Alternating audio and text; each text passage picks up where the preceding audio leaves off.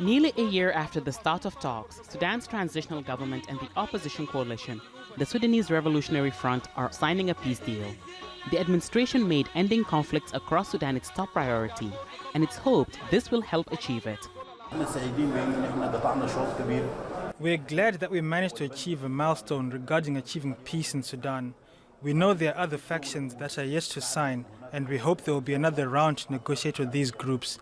Peace is the most important thing we have for the transitional period, and without it, all the talks about democratic transition and economic developments is not possible. So we see this as the first step to Sudan's transition. Leading up to this deal, agreements have been signed by other groups that make up the Sudanese Revolutionary Front, each representing a different region in Sudan. The groups, some armed, oppose the previous government of Omar al-Bashir, who was overthrown in April last year. They say their regions have long been marginalized. The new deal will give a role in the transitional government and hand over more power to local governments. It also paves way for the formation of a transitional legislative assembly. The deal, mediated by South Sudan, would also restart Sudan's 39-month transitional period. We affirm the commitment of South Sudan in Sudan's journey to peace, because Sudan peace is South Sudan's peace. There are still 2 more groups that are yet to sign a deal, and we will continue on the issue of peace until there is a comprehensive peace in Sudan. We don't want any more war in Darfur. Negotiations to end the conflict in the western region of Darfur has taken the longest. The war there began in 2003 and has resulted in the deaths of 300,000 people and the displacement of 2 million. The forces of the armed groups will be integrated into the Sudanese army.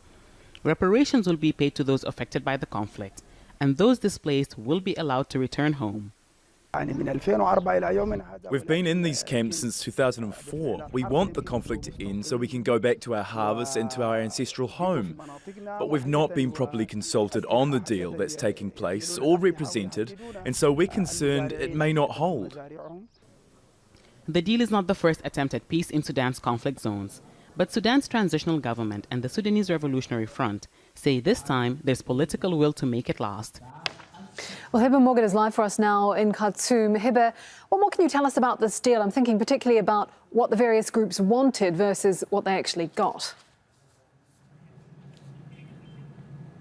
Well, Kim, the negotiations to this peace deal that is being signed right now in the South Sudanese capital, Juba, took about 10 months to reach. Now, for the transitional government to be able to reach this deal with the various groups that are involved in this negotiations, they had to divide it into various tracks.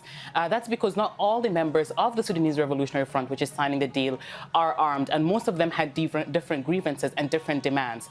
We have groups that represent the northern and the central part of the country. They were calling or demanding for economic representation and saying that they wanted more shares in the government and in the wealth that comes out of their states. That's what they got out of the deal. Now, there are 2 areas, Blue Nile and South Kordofan. These are areas that were supposed to have a popular consultation as per a previous peace deal that was signed in 2005.